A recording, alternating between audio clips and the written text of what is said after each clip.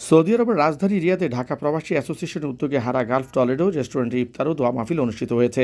ঢাকা প্রবাসী অ্যাসোসিয়েশন ভারপ্রাপ্ত সভাপতি কবি শাহজাহান চঞ্চলের সভাপতিত্বে সাধারণ সম্পাদক গাজী সাইদের সঞ্চালনায় অনুষ্ঠানে অন্যান্যের মধ্যে উপস্থিত ছিলেন ঢাকা প্রবাসী অ্যাসোসিয়েশনের সহসভাপতি ইনভেস্টর রইসুজ্জামান, ইনভেস্টর নজরুল ইসলাম খান, যুগ্ম সম্পাদক রূপু দেওয়ান, যুগ্ম সম্পাদক মোহাম্মদ ইকবাল হোসেন, দপ্তর সম্পাদক আবিদুর রহমান, সাংগঠনিক সম্পাদক ইয়াকুব আলম, অর্থ সম্পাদক আরাফাত হাশেম দেওয়ান, ক্রীড়া ও সাংস্কৃতিক বিষয়ক সম্পাদক সালাউদ্দিন আহমেদ।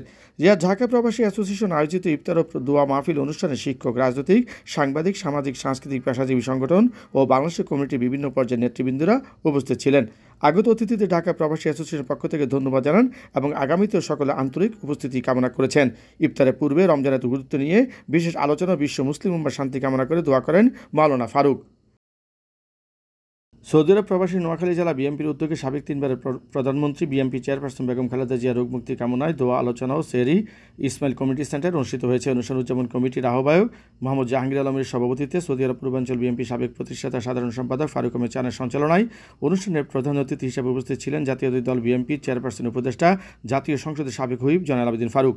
শুরুতে স্বাগত বক্তব্য রাখেন প্রবাসী নোয়াখালী জেলা বিএনপি সভাপতি আল মোহাম্মদ আলমগীর কবির, শুভেচ্ছা বক্তব্য রাখেন সাধারণ সম্পাদক ওমর ফারুক।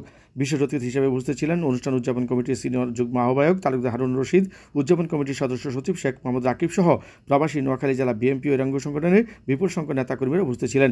সভায় প্রধান অতিথির বক্তব্যে সাবেক হুইপ জয়নাল আবেদিন ফারুক তার বক্তব্যে বলেন, বিএনপি ছিল, আছে এবং থাকবে। বিএনপি জনগণের দল, কোনো অপশক্তি বা চক্রান্তকারী বিএনপিকে ধ্বংস করতে পারবে না।